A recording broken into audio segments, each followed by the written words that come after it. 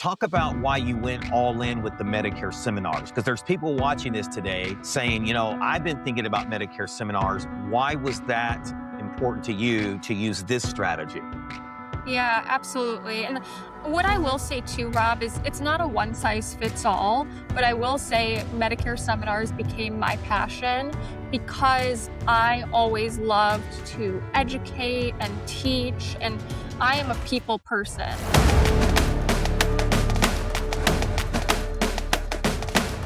What if you could sit down with 20, 30, or even 50 qualified Medicare prospects all at once and turn that into a six-figure yearly business? Well, today, that is exactly what my guest has done. Caroline Trecartin, welcome to the podcast. Thank you so much, Rob. Pleasure being here, and thanks for having me on. Absolutely. And I know you're going to bring tons of value. And as when we were talking off camera, I was saying that this podcast was really birthed to give back to this industry, right? So I want to go back to that first year, because that's where a lot of agents that are watching this today, they're overwhelmed, they're confused, they feel like they're just drowning in information. And I believe using Medicare seminars is one of the most powerful ways to A, get in front of quality prospects, and B, generate six figures and create a lot of momentum in your business. But before we dive into that, talk about briefly, because you started in the simplified issued life space, and then you transitioned over to Medicare. Talk about that transition, and then part B to that is why you chose to go full on into Medicare. Yeah, absolutely. That's a great question, Rob. So, yeah, a little bit of me. I'm 24 years old. I started in this industry actually when I was in college. So, for those folks watching out here who may be young and think, "Gosh, I don't think I have a future in insurance," you absolutely can. The insurance space is growing and attracting so many young agents out there, 20s, 30s. It's an incredible opportunity out here, and when I started, I had no idea that I had a future in this industry, but I heard someone talking about selling life insurance and how much Yeah, money you can make from selling life insurance. And I was like, gosh, maybe I should try it out. I was a pre-med student at the time and just started out part-time doing some final expense, simplified life insurance, and realized that, wow, this industry has a lot of opportunity and it can be very lucrative if you connect with the right team of people and have the right yeah, leadership. So I did the final expense for about 2.5 years. I became a top producer with my team, was doing about $30,000 a month in issue paid business, yeah. and was loving what I did. But what I was missing was that when you stop working on the life insurance Mm, side, well, you stop making money.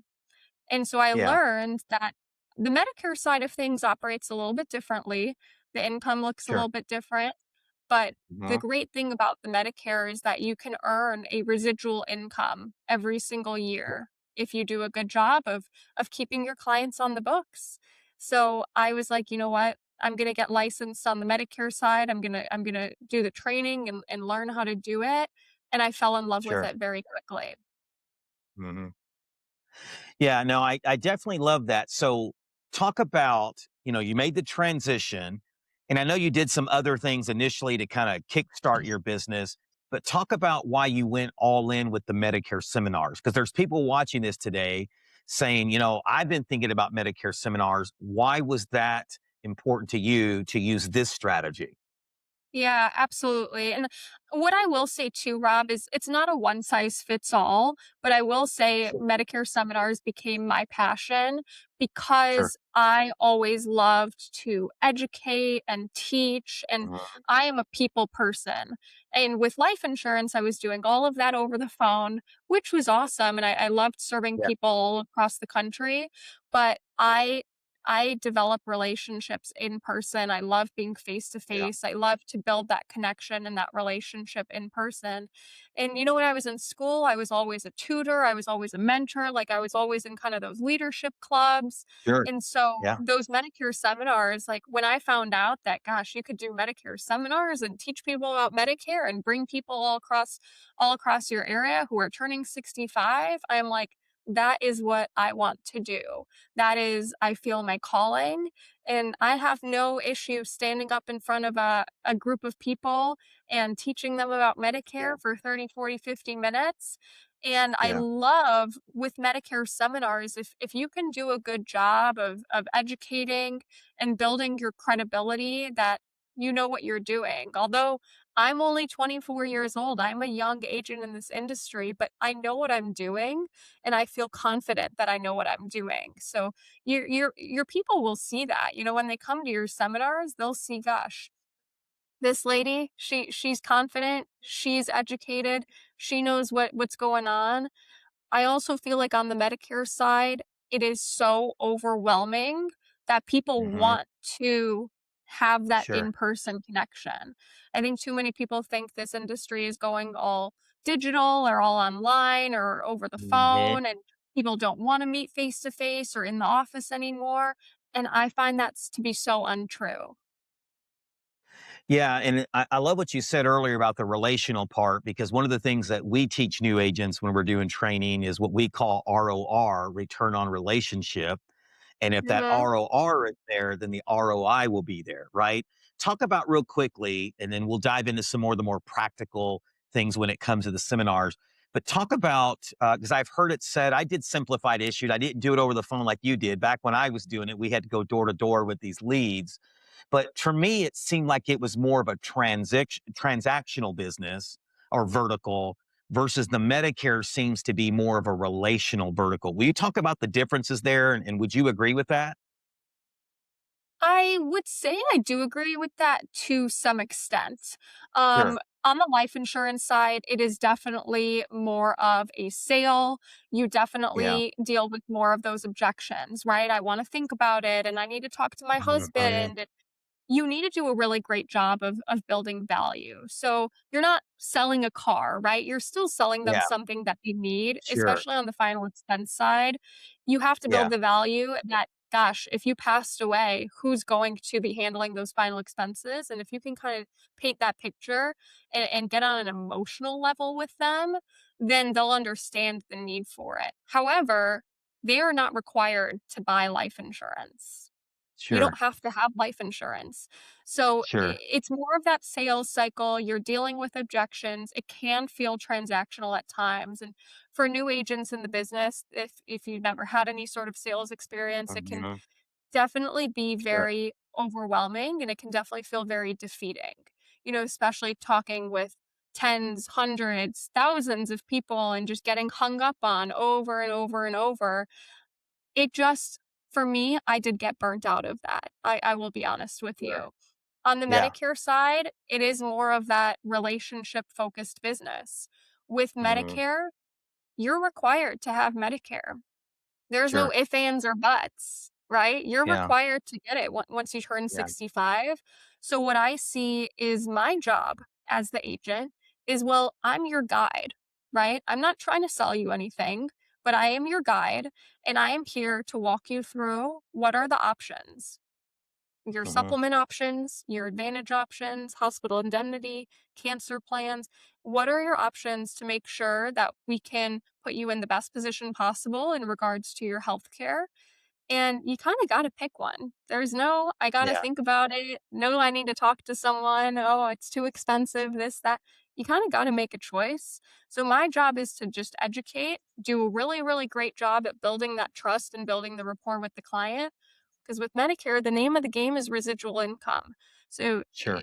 you can't just sign someone up and never talk to them again. You have to do Right. a really great job at your customer service and your back end and building that trust and building that rapport so someone's going to stick with you for not just 1 year but for many many years.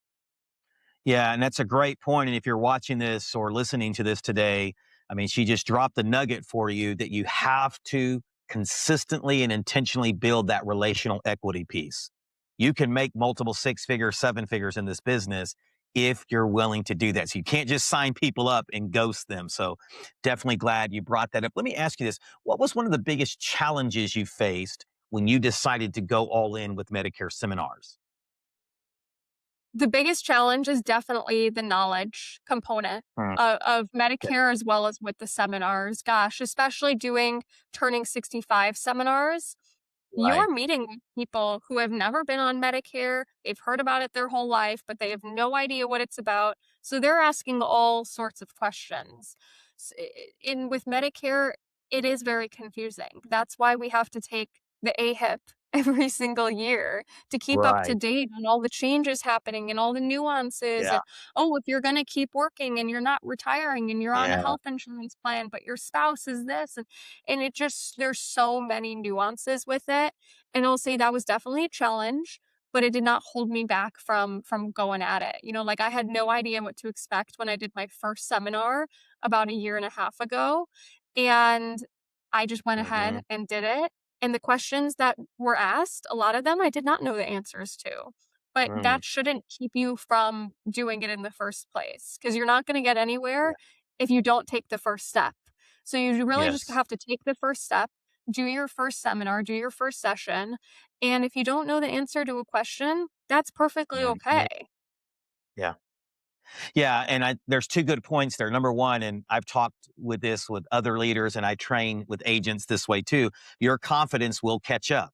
A lot of times, Mhm, agents want to start with confidence, and the reality is, you just need to start with consistency. Right? mhm, Consistently show up, consistently do more, get the reps in. Then your competence will grow, and then your confidence will grow as well. And I love what you said. This is such a big deal that a lot of agents overlook, or they get scared, and that is, if you don't know something, it's okay. I have found mhm. that this demographic that we deal with will give you a lot of grace. They'll give you get out of jail free card after get out of jail free card. All they care about is if you truly care about them and want to put them in the best situation for their health Correct. care needs. So I love that. So that was one of the biggest challenges. What is one of the biggest ways that you have grown as a person through this whole Medicare seminar journey? That's a great question. I mean, yes, I think my confidence has grown a ton. Just I've been doing seminars for about a year and a half now, and I Okay. can tell that I've been doing a really great job with building trust and credibility with my clients. I mean, for one, I've been getting a lot of referrals, so that's been super helpful. I Yes. mean, I'm a Yes. numbers person, so I have a whole spreadsheet of where I've gotten every single policy and business that I've acquired. And it's super cool to Right. see how like over the course of the last year and a half, how much business I've acquired from my first seminar, how much business I've acquired from my second seminar, how much business I've acquired from referrals. And I think that's helped to increase my confidence that yes, I am Sure. young in this business. Um, that was always something that I would say to myself, Caroline, you're too young. No one's gonna want to do business with you. No one's gonna want to work with you because you're female and you're young. And that was just my own worst enemy. It was myself. So that I've increased my confidence over the last year and a half doing these seminars. And also I think I've done a better job too serving my clients at a higher level, being able to add on more products, being able to be Sure. more educated on more products, cross-selling, things of that Sure. nature. And that just comes with time. Yeah. Yeah. No, that's so good. So let's just dive into the nuts and bolts. Yeah. Someone's a brand new agent or they're in their first year. They're looking to do what you did and get into Medicare seminars.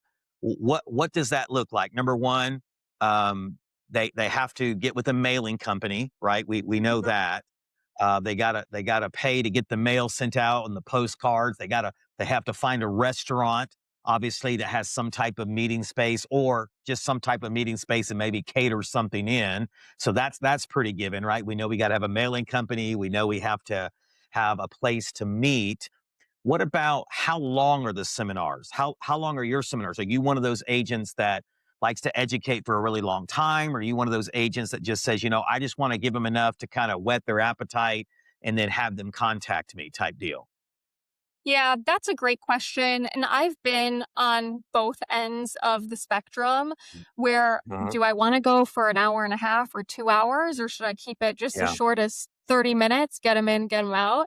I'm kind of Yeah. at the happy medium at this point, Okay. right around the hour 15 mark. I do find that if you go on for too long, then people start to kind of Yeah. fall asleep on you and it just gets very lengthy. Yeah. But I also find that if you're on the too short end of the stick, people want Yeah. more. And I've had Yeah. probably hundreds of people say to me, Caroline, I absolutely loved your seminar because you did go into detail. Because Hmm. you weren't the first seminar I've ever been to. I've been to a Right. couple of these and they go for 15, 20, 30 minutes and they barely scratch the surface. They just give you kind of all the generic information and then try Right. to get you to book an appointment with you. But what I loved about Hmm. your seminar is you actually went into detail about the important stuff and the nuances and, oh, switching back and forth from the supplement to the advantage and things that most people will not actually talk about at their seminar. But what it does is it shows people that I'm educated, shows people that I know what I'm doing, shows people that I care about them too, right? Like I'm willing to give them the information and the details they need for them to make an educated decision. And I'm hopeful that if I did a great job, then they're going to be willing to work with me.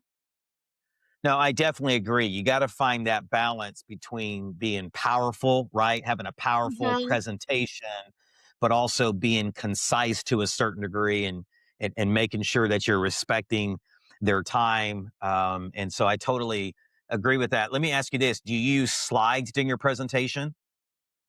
I do. Yep. I do have Okay. a whole presentation of slides, PowerPoint, pretty basic, and then I'll kind of go into more detail, but that absolutely helps walk me through the presentation. And what would you say your average seminar length is now? I know that's probably evolved over time as you got more confident and you learned more. But today, what would you say that average seminar time runs from the time you get there or start presenting the food and all of that? Yeah, that's a great question. I probably present for my total presentation time is about 45 minutes, I would say. But Okay. with the food and the ordering and the questions, when everything's kind Yeah. of mixed in there, I would say it's about an hour, 10 hour, 15 minutes from start to finish. So Okay. most of the time I start my seminars right around 6 o'clock for Yep. maybe an evening seminar. You have people coming in at 6:05, 6:10, so Mhm. we give them some leeway there. We get to ordering the food right around the 6:10 mark, and that takes a couple minutes. I'll kinda kick off the Mhm. seminar, and then they'll bring the food about halfway through the seminar. They'll kinda start eating, maybe there's some questions there, and, Sure. usually we're wrapping it up around the 7 o'clock, 7:10 mark, and usually I have a couple minutes at the end for questions, so everyone's usually out Yeah. of there by the 7:15, 7:20 mark. So, Yeah. Yeah. if that kinda Ours is helps the give you an same. idea. Yeah, ours is the same. We normally are about an hour and 10 to hour and 15 minutes with everything. And we always tell people we'll stay after if you want to have some more additional questions. Absolutely. So I definitely love that. What about handouts, right? Are you giving out handouts, folders? Do you have some kind of material that you're giving I them? do. Yeah, so I do have folders with what I call my Medicare 101 brochure. And Okay. this is absolutely on my website. I give it out as a deliverable for free. There's no cost to it, but it is on Right. my website, trecartininsurancegroup.com. And it's just a Medicare 101 brochure of the ins and outs of Medicare and what is an Advantage plan and what is a supplement plan and what's the part B and what does all that look like. So it's a pretty kindergarten level of what Medicare looks Mhm. like, but I find that people love that. So that's the brochure side of it. And then I also have a what we call the intake form that people will Okay. fill out at the end of the seminar. So I can collect Okay. everyone's information. They'll put down, their Okay. name, phone number, email, address, if they're on Medicare, if they're working, retired, kind of a little information about that, but then they'll check that box if they want to meet with me or not. So it says, yes, I'd like to set up a meeting with Caroline, or no, I'm not interested at this time. So that's basically Yeah. the permission to contact form to allow me to actually contact them after the seminar to set up an appointment. Got it.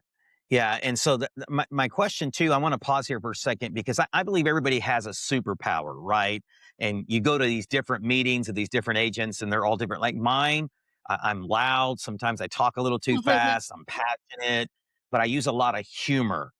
Talk Yeah. about if I were to come to one of your meetings, what would you say the audience would say is Caroline's superpower? Is that humor? Is that she's just like a PhD professor? She just seems very authentic and very relatable. Talk about what your superpower is at these dinners. That's a great question. I try to be a mix of it all, to be honest with you, Mhm. Rob. And Okay. something that's always stuck with me is I had a conversation with Brian Thompson, BT, we call him Sure. BT. He's Yep. phenomenal. He talks about personality types and how everyone Hmm. has a different personality types, and he associates it with Yeah. color: green, blue, Yeah. yellow, and red. And you have to understand that at your seminars, you're going to get a little bit of everything. You're going to get the people Yeah. that they don't care if you care about them and you want to hold their hand. Mhm. They don't care about that. They just care if you know the numbers and the data and what's been the history of these companies and the credibility, and they want to know that you know your facts. Some people, they just want like a little blanket. They want you to hold their hand and walk you through the Right. process. Some Right. people think about, well, what has everyone else done? If my mom did it, if my family did it, if my neighbor did it, well, I want to go on that plan. And Sure. then some people, everyone's a little bit different. Some people Yeah. care about your personality, some people don't. So it just depends on what you're kind of catering to. So I try to be a little bit of everything. I want to Mhm. make sure I tend to all four of those personality types. So I do use a Sure. little humor to kind of lighten the room. You can see some of those red people or green people. They Mhm. start crossing their arms and crossing their Yeah. legs when they sit down. Like what does she think? Does she really know what she's talking about? And I'll start Right. lightening the room, make some jokes, and lighten the mood a little bit. So definitely try to be funny. And then, I tell the facts. I tell it how it is. I try to be as educational and valuable as possible. And you can tell throughout the course of the seminar, they start to uncross Yeah. their legs. Their body language starts to open up. Yeah. They start to smile at you. You're making eye contact. So I do Mhm. try to be a little bit of everything. I know that was a really lengthy answer, but No. you need to Yeah. tend to all of the different types of personalities in your Yeah. audience. I totally agree. And you got to be very aware of the room, right? You got to control the Correct. room and you got to be aware of the room because you're going to have the negative Nancy's, as my mom would say, or you're going to have Yep. the people that are just fun. And every meeting's different, right? You go into some meetings and it's like you're a preacher and you're preaching at Medicare church and everybody's giving you a hallelujah. And then you go into some meetings and it seems like it's just dry and cold, Yep. right? It just, it depends that way. So I definitely love that. You got to be used to that up and down a little bit somewhat. Let me ask you this for those that don't sign up, right? What does your follow up system look like? Is that they go into like some kind of go high level system? Is that something you call them anyways and just tell them, thank you for coming to the dinner? Do you put them in some kind of email sequence follow up? Talk about that just for a Yeah. moment. Great question. And this would also be like a big piece of advice I have to any new agent out there Sure. that is trying to maybe get into these seminars is you need to Hmm. have a CRM. I Mm. use a go Yeah. high level CRM. That's what, Hmm. majority of people, you probably know what that is. And Hmm. I had no idea even what a seminar was or CRM was before I started my seminars. Funny enough, when I was Yeah. doing life insurance, I did not use a CRM whatsoever. But people told me, Caroline, if you're going to start doing these seminars, you need to have a CRM in place and Yes. make sure that people don't fall through the cracks. I mean, I'm still signing people up for Medicare that came to my seminar a year and a half ago. I'm Yeah. going to So keep good. signing people up for that seminar if they're going to continue to work and maybe they're not retiring for 2, 3 years. So you do need to have a system in place to follow up with those clients, tasks, things of that nature, so you know where they're at in the system. But just kind of a brief synopsis, I do have what I call like a show to seminar follow up stage in my CRM. And I put everyone in that stage and it brings them into about gosh, it's about a 9-month automation. So it'll send them Nice. text messages and emails and follow-ups and calls it starts out more frequent, and then the frequency kind of Yeah. goes down. Maybe it starts out every couple days, and then it goes to once a Yes. week, and then once every 2 weeks, and then it shortens out from there. But um, that will follow up with clients if I don't hear back from them. Once I hear back from them that either they're booking an appointment or they're staying on their group Mhm. coverage or whatnot, then I move them into a different stage in my CRM. But that helps to continue to reach out to people so no one's falling through the cracks. So I don't have Yeah. to do it myself. It creates Yeah. tasks for me to call people when I need to call them. It's so important. I mean, I have probably like, gosh, over 100 people that have either said they're staying on their Mhm. group coverage or they're not ready to Yeah. sign up with me yet, or they're maybe not 65 yet. Maybe they're a year out or 2 years out. So I have all these different columns and stages in my CRM. So I have an understanding of what these opportunities look like, but I have an understanding of, well, what's the future going to look like, right? Like how many opportunities do I possibly have to kind of sign up in the next 6 months, in the next year, in the next 2 years. Like I know exactly what that looks like.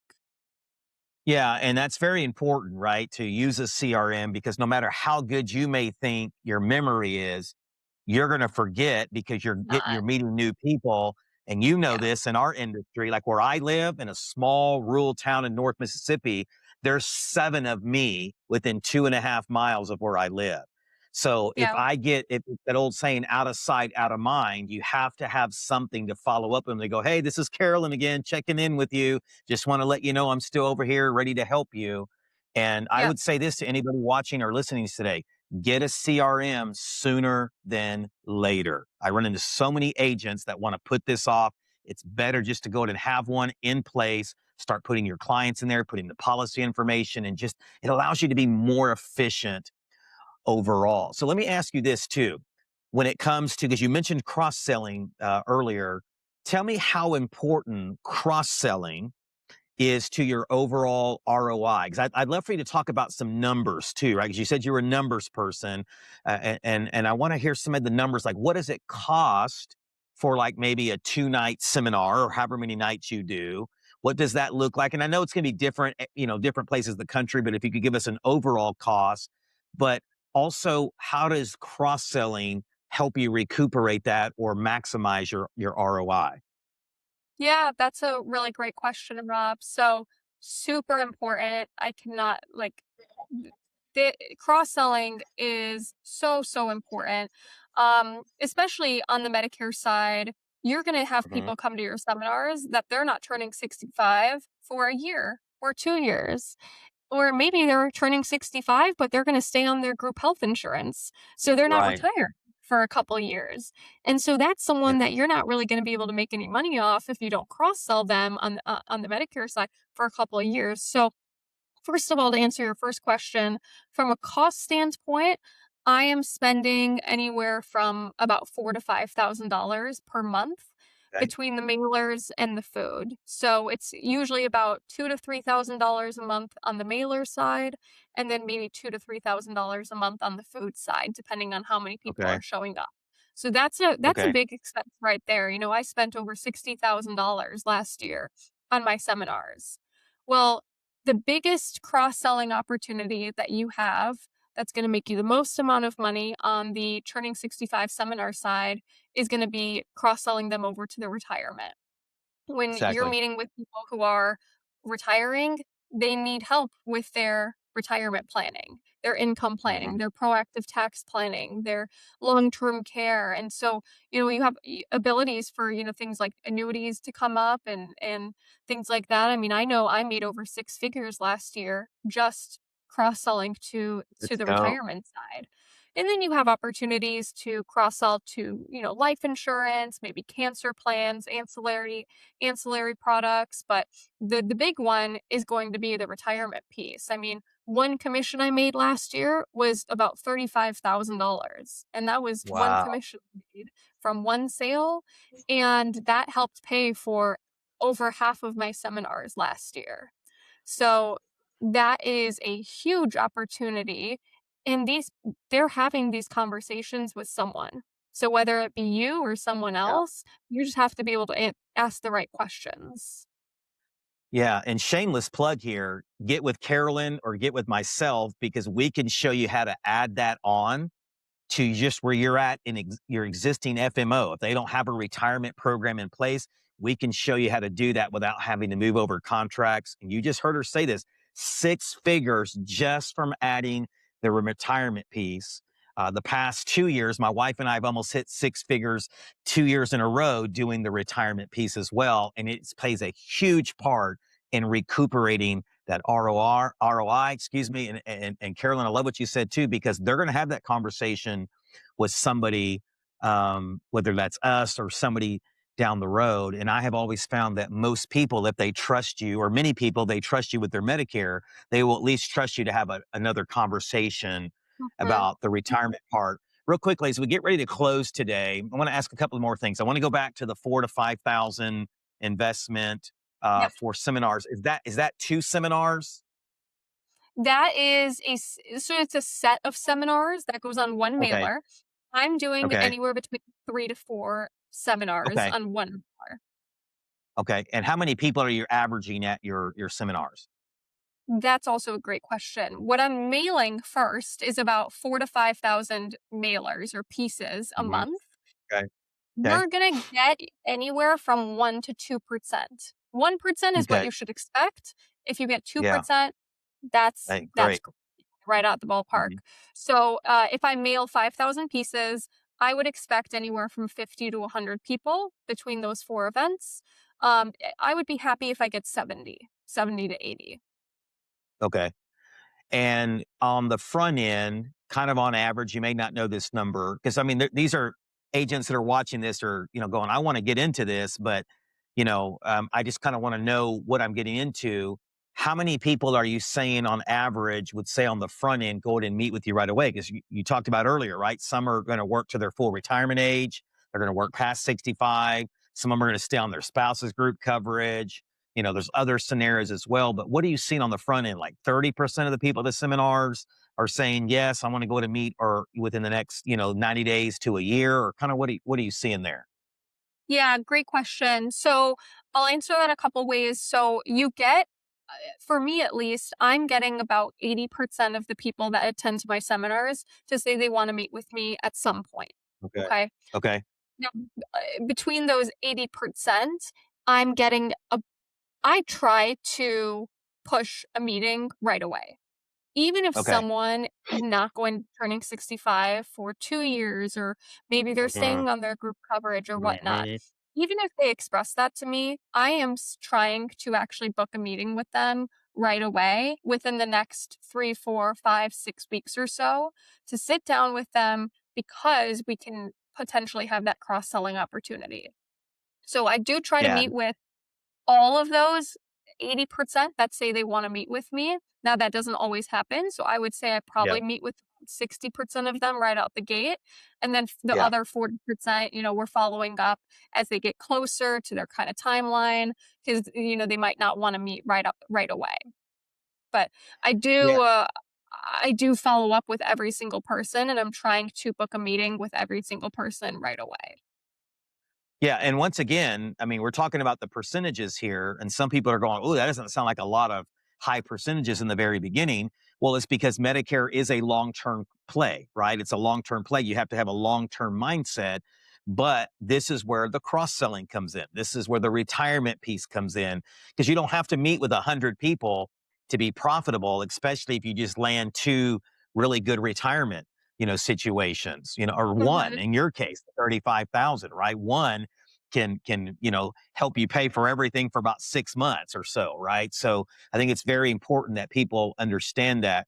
As we close today, let me ask you this: knowing what you know now, what's something about Medicare you wish someone would have told you uh, day one? Maybe they didn't tell you that, maybe a mentor, but knowing what you know now, if you were to go back and put yourself in that first year insurance agent's shoes about Medicare, what's something that you wish you would have known back then that somebody would have told you? Yeah, gosh, I could probably think of a lot of things here. For one, I think the education piece, that Mhm. do the best you can about educating yourself with the different Mhm. products. and the different Yep. plans that are out there. That goes Hmm. hand in hand with try to network with your carrier reps. I think that's a huge one. Get Hmm. out in the field, meet your carrier reps, go to lunch with them, buy them Starbucks, whatnot. Hmm. Um, there's a lot of opportunity there, I think. I've gotten some money from my carrier reps to help sponsor Yep. some of these events. I think too, like get out and network with different doctor offices and dentist offices. And people think, yeah, it's a lot of work. I don't want to have to go out there and do all that. And because you're not seeing the return on that from day one, but it is really relationship focused. So if you can build relationships in your community, that can be, and I'm trying to work on that too. Like one of my Yeah. mentors, he gets probably 10, 15 policies a month just from one of the local doctors that is just sending him business. Now that's not something that happened overnight. It's a relationship that he's been fostering for Sure. 2, 3, 4 years. But I think that's a big piece of this is going out into the community, building your relationships, meeting your carrier reps, going to the different senior events and things like that. And you can start to really build a local presence. Yeah, no, I definitely love that. And, in our short time together, we didn't get to talk about every single thing when it came to Medicare seminars. We could be here for a while doing that. But let's say someone goes, man, I really like this Carolyn person, right? How or what is the best way to get a hold of you? Maybe to get some additional coaching or maybe join your team. What's the best way to get a hold of you? Yeah, couple options there. You can absolutely go to my website. All my contact information is on there, trecartininsurancegroup.com. You can also just Mhm. DM me on Instagram. My personal Instagram is just Caroline Trecartin, or you could reach out to my agency, Trecartin Insurance Group. That would probably be the best way through the Instagram or through the website, and you can contact us from Okay. there. And would love to, help with coaching or joining the team or whatnot. Yeah, and we'll definitely put all that in the video description below. Carolyn, thank you for coming on today. I know this brought some value to people being 24 years old, using Medicare seminars to make six figures in this Medicare business. To me, is a very powerful thing. But I really love your resilience, your commitment, your no quit attitude. Because a lot of people would have made a lot of excuses to not keep going, and you have broken through to that. So I know that whoever watches this is going to get tons of value out of this today. And listen, if you got value out of this today, please take a moment to comment down below, like, subscribe. This just helps us get this information out to more agents like yourself. And then if there's a question that we didn't answer, put it down below in the comment section, and we'd be more than happy to answer that for you and get those answers for you. And by the way, if you're wanting to know how top agents get a return on their failure in this business, then I want you to go watch this video right here.